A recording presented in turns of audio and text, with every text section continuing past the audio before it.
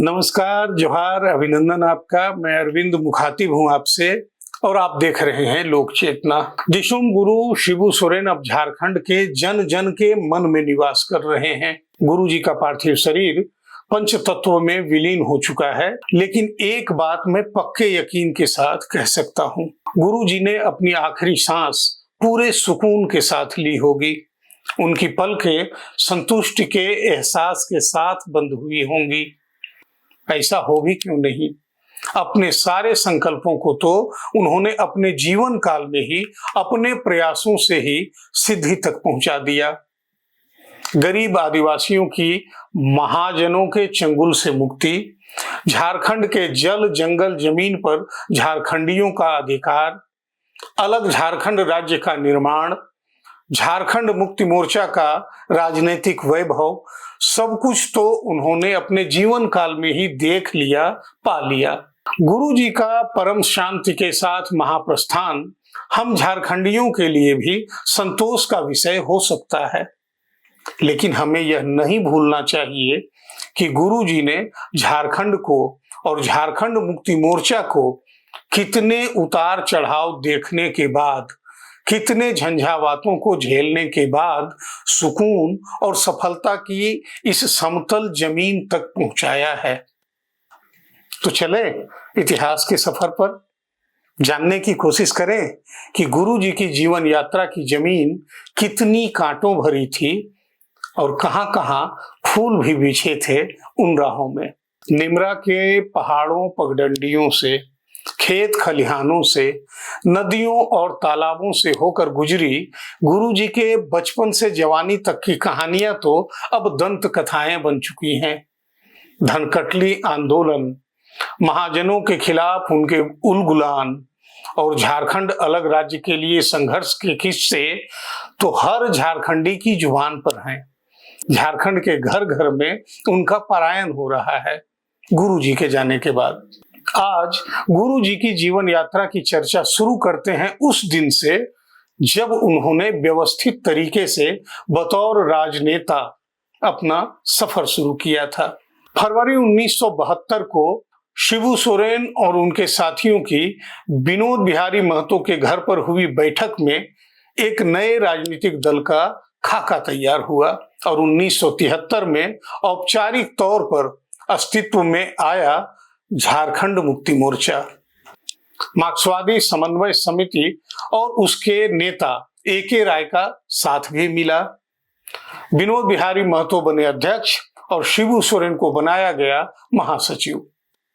बाद में 1987 में जब जेएमएम के तत्कालीन अध्यक्ष निर्मल महतो की हत्या हुई तो शिबू सोरेन को पार्टी के अध्यक्ष पद की जिम्मेवारी लेनी पड़ी।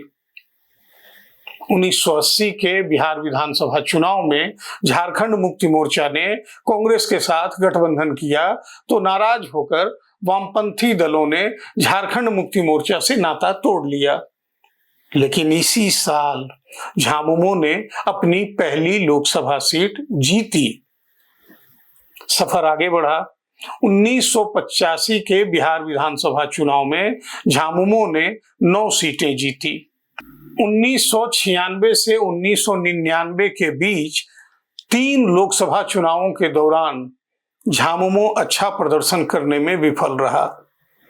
1996 में केवल 1 सीट जीत सका झामुमो और उसके बाद के लगातार 2 लोकसभा चुनावों में तो कोई सीट नहीं जीत सका। फिर आया 15 नवंबर 2000 का वह मुबारक दिन जब गुरु जी का सबसे बड़ा सपना पूरा हुआ। एक अलग राज्य के रूप में झारखंड अस्तित्व में आया। अलग झारखंड राज्य के लिए उनके संघर्ष को देखते हुए ज्यादातर लोग चाहते थे कि दिशोम गुरु शिबू सोरेन झारखंड के पहले मुख्यमंत्री बने, लेकिन पता नहीं वह कोई राजनीतिक खेल था या आंकड़ों का अंकगणित। गुरुजी झारखंड के पहले मुख्यमंत्री नहीं बन सके, लेकिन गुरुजी हार कहां मानने वाले थे। 2004 के लोकसभा चुनाव में झामुमो ने कांग्रेस, राजद और सीपीआई के साथ मिलकर चुनाव लड़ा और उनके गठबंधन ने झारखंड की 14 में से 13 लोकसभा सीटें जीत ली। 2005 में झारखंड में पहली बार विधानसभा चुनाव हुए। झामुमो ने कांग्रेस और राजद के साथ गठबंधन किया। झामुमो को 17 सीटें, कांग्रेस को 9 और राजद को 7 सीटें मिली। भाजपा और कांग्रेस राजद गठबंधन दोनों ही बहुमत साबित करने में विफल रहे। राज्यपाल ने शिबू सोरेन को सरकार बनाने के लिए आमंत्रित तो किया, लेकिन उनकी सरकार 2 हफ्ते से भी कम समय तक सत्ता में रही। विधानसभा में विश्वास मत हार गई, जिसके बाद उन्हें इस्तीफा देना पड़ा। लेकिन 2008 में पासा पलट गया, पाला बदल हुआ और झामुमो ने अगस्त 2008 में एक गठबंधन सरकार बनाई। सोरेन ने मुख्यमंत्री के रूप में अपना दूसरा कार्यकाल शुरू किया, लेकिन सरकार जनवरी 2009 तक ही चली। मुख्यमंत्री पद की शपथ लेते वक्त शिबू सोरेन झारखंड विधानसभा के सदस्य नहीं थे। तमाड़ सीट पर उपचुनाव लड़ा उन्होंने, लेकिन इस उपचुनाव में शिबू सोरेन की पराजय के कारण उनकी सरकार गिर गई। 2009 का विधानसभा चुनाव झारखंड मुक्ति मोर्चा ने बिना किसी गठबंधन के अकेले लड़ा, एक नया एक्सपेरिमेंट करते हुए 18 सीटें जीती और दिसंबर में भाजपा सहित 4 अन्य दलों के समर्थन से सरकार बनाई। शिबू सोरेन मुख्यमंत्री बने, लेकिन 2010 के जून में भाजपा ने समर्थन वापस ले लिया और एक बार फिर उनकी सरकार गिर गई। कुछ महीनों के राष्ट्रपति शासन के बाद एक बार फिर झामुमो और भाजपा ने एक और गठबंधन सरकार बनाई, लेकिन इस बार भाजपा के अर्जुन मुंडा बने मुख्यमंत्री और शिबू सोरेन के बेटे और वर्तमान मुख्यमंत्री हेमंत सोरेन उस समय उप मुख्यमंत्री बने। 2013 के जनवरी में अर्जुन मुंडा के नेतृत्व वाली झारखंड मुक्ति मोर्चा भाजपा सरकार फिर गिर गई, क्योंकि भाजपा ने हेमंत सोरेन को मुख्यमंत्री बनाने से इनकार कर दिया, जबकि भारतीय जनता पार्टी ने एक वादा किया था कि आधी अवधि के बाद झारखंड मुक्ति मोर्चा को सरकार बनाने का नेतृत्व मिलेगा, ऐसा झारखंड मुक्ति मोर्चा का दावा था। अब नहीं हुआ, सरकार गिर गई।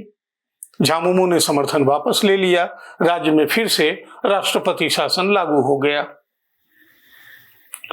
कुछ महीने बाद कांग्रेस, राजद और अन्य निर्दलियों के समर्थन से झारखंड मुक्ति मोर्चा ने नई गठबंधन सरकार बनाई और हेमंत तब पहली बार मुख्यमंत्री बने।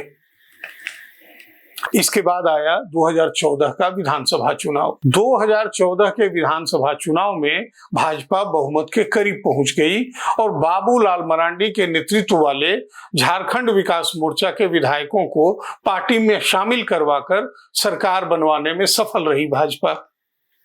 रघुवर दास तब मुख्यमंत्री बने थे, लेकिन 2019 में पासा पलट गया। कांग्रेस और राजद के साथ झारखंड मुक्ति मोर्चा ने गठबंधन किया, मजबूती के साथ चुनाव लड़ी और विधानसभा चुनाव में एनडीए की 25 सीटों के मुकाबले 47 सीटें जीती। हेमंत सोरेन दूसरी बार राज्य के सीएम बने। जनवरी 2024 को हेमंत सोरेन को प्रवर्तन निदेशालय ने गिरफ्तार कर लिया। गिरफ्तारी से पहले ही इस्तीफा देकर हेमंत सोरेन ने चंपई सोरेन को झारखंड का मुख्यमंत्री बनवा दिया। हालांकि 28 जून को उन्हें जमानत मिल गई। 3 जुलाई को चंपई सोरेन ने इस्तीफा दिया। झामुमो विधायक दल ने हेमंत सोरेन को विधायक दल का नेता चुन लिया और एक बार फिर हेमंत सोरेन झारखंड के मुख्यमंत्री बन गए। अब आया 2024 का लोकसभा चुनाव। पूरी शिद्दत से झारखंड मुक्ति मोर्चा ने चुनाव लड़ा, गठबंधन के साथियों को साथ लेकर। इस बार शिबू सोरेन मार्गदर्शक की भूमिका में थे, लेकिन ड्राइविंग सीट पर हेमंत सोरेन ही थे। 2024 के लोकसभा चुनाव में झारखंड की 14 में से 5 सीटें झामुमो कांग्रेस गठबंधन ने जीती। विधानसभा चुनाव में तो सबको चौंकाते हुए महागठबंधन ने कुल 56 सीटें हासिल कर शानदार तरीके से हेमंत सोरेन को एक बार फिर मुख्यमंत्री की कुर्सी तक पहुंचा दिया। अब बात फिर से गुरुजी की। गुरुजी दुमका से 7 बार लोकसभा के लिए चुने गए। 1980 में, 1989 से 1998 तक और फिर 2002 से 2019 तक। 3 बार राज्यसभा के सदस्य भी रहे, 2 बार केंद्र में मंत्री पद भी संभाला। शिबू सोरेन ने झारखंड मुक्ति मोर्चा के रूप में जो कुनबा तैयार किया, वह पूरे सफर में टूटता रहा, संवरता भी रहा। कई पुराने साथी साथ छोड़कर दूसरी पार्टियों में गए, लेकिन इनमें से ज्यादातर ने वापसी भी की। नए साथी भी जुड़ते चले गए।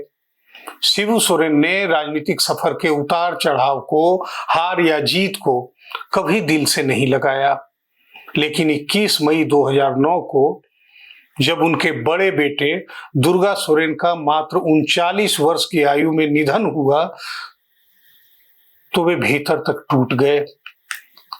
इसके बाद उनकी राजनीतिक सक्रियता लगातार कम होती गई, लेकिन इस बीच हेमंत सोरेन एक परिपक्व राजनेता के तौर पर तैयार हो चुके थे।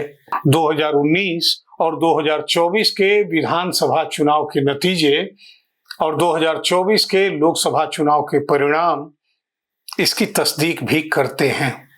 शायद यही कारण था कि इस साल अप्रैल में गुरुजी ने झारखंड मुक्ति मोर्चा के अध्यक्ष की जिम्मेवारी से भी छुट्टी ले ली। सरकार और संगठन सहित अपनी सारी जिम्मेवारियों को हेमंत सोरेन के काबिल कंधों पर डाल दिया। हेमंत सोरेन ने अपनी काबिलियत से यह साबित भी किया है कि वे दिशोम गुरु शिबू सोरेन के योग्य उत्तराधिकारी हैं। लगातार 2 विधानसभा चुनावों में उन्होंने जिस तरह से झारखंड के आदिवासियों का भरपूर प्यार हासिल किया है, वह काबिले तारीफ है। पूरी राष्ट्रीय राजनीति में इसकी चर्चा हो रही है। झारखंड की सत्ता पर दीर्घकाल तक बने रहने के लिए जिस सामाजिक समीकरण की जरूरत है, उसे भी हेमंत सोरेन ने बखूबी साध रखा है। सहयोगी दलों पर निर्भर रहने की बजाय आज हेमंत सोरेन और झारखंड मुक्ति मोर्चा भी कांग्रेस और राजद जैसी पार्टियों की जरूरत बन गए हैं। नीतियों और कार्यक्रमों के कारण वामपंथी दल भी अब झारखंड मुक्ति मोर्चा को हमराह मानती हैं, साथ चल रही हैं। भारतीय जनता पार्टी के खिलाफ एक सशक्त गठबंधन की जरूरत महसूस किए जाने के बाद राष्ट्रीय स्तर पर बना इंडिया गठबंधन भी अब हेमंत सोरेन और झारखंड मुक्ति मोर्चा के बिना अधूरा लगने लगा है, ऐसा लोग मानते हैं। तभी तो हेमंत सोरेन विरोधी विचारधारा वाली केंद्र सरकार की टेढ़ी भ्रिकुटी की परवाह किए बगैर 6 साल से झारखंड की सरकार डंके की चोट पर चला रहे हैं। जेल यात्रा ने भी उनके इरादों को कमजोर नहीं किया। राजनीतिक तनातनी को एक तरफ रखकर अपने धुर विरोधियों के साथ भी हेमंत का आत्मीय व्यवहार बरबस उनमें गुरुजी का अक्स दिखा जाता है। तो फिर चीर विश्राम का निर्णय लेते वक्त गुरुजी को भला क्या दुविधा होती? क्यों न उनकी पलकें सुकून से बंद होती? क्यों नहीं वे झारखंड के लिए एक बेहतर कल की उम्मीद के साथ अपनी आखिरी सांसें लेते? आज इतना ही। जोहार, नमस्कार, जय हिंद।